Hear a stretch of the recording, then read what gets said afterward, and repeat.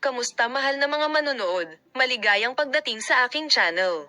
Nandito kami kasama ang bagong Tagbabuyak Usten at Engine Accurate na balita. Muling naging tampulan ng batiko sa social media ang dalawa. Ang sikat na mag-asawa, na madalas na nasa agenda sa kanilang mga sanggol at krisis sa pamilya, sa pagkakataong ito ay nahaharap sa malupit na komento mula sa mga gumagamit ng social media. Nagsimula ang lahat nang makitang magkahawak kamay sina Tagba at Engine sa isang event. Ang mga post ng mag-asawa, na mukhang pala kaibigan at masaya sa kaganapan, ay inilarawan bilang artificial at ornamental ng ilang mga gumagamit ng social media. Lalo na ang kanilang mga tagasunod, na nag-akala na ang mga pagtatalo at nag-aalab na mga problema sa nakaraan ay hindi nalutas, ay inakusahan ang mag-asawa ng kawalan ng katapatan. Sina Tagba at Engine ay nasa likod muli ng patalastas. Hindi ka pani-pani walang magpo-post ng ganito kapag maraming problema.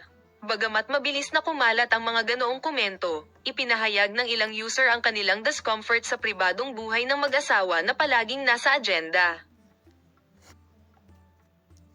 Ang paglutas ng kritisismo ay nakatuon sa pananahimik ng mag-asawa hinggil sa mga kamakailang kaganapan na ibinahagi ng isang user ang sumusunod na komento. Tagba at Engine ay patuloy na nasa agenda ng magazine, ngunit hindi sila nagsasabi ng isang salita tungkol sa mga tunay na problema. Ang mga tao ay hindi tanga, ang katahimikang ito ay nagsasabi ng lahat.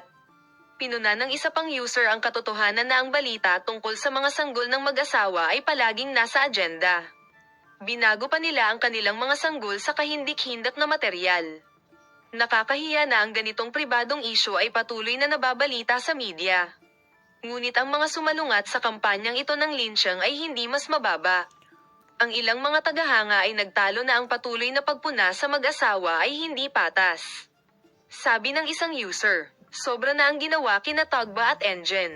Sinuportahan niya ang mag-asawa sa pagsasabing dapat isipin ng lahat ang kanilang sariling buhay. Ang isa pang tagasunod ay gumawa ng sumusunod na komento. Bakit hindi mo kayang sikmurain ang kaligayahan ng napakagandang mag-asawa? Tao din sila. Patuloy naming ibabahagi sa iyo ang mga bagong pag-unlad sa paksa.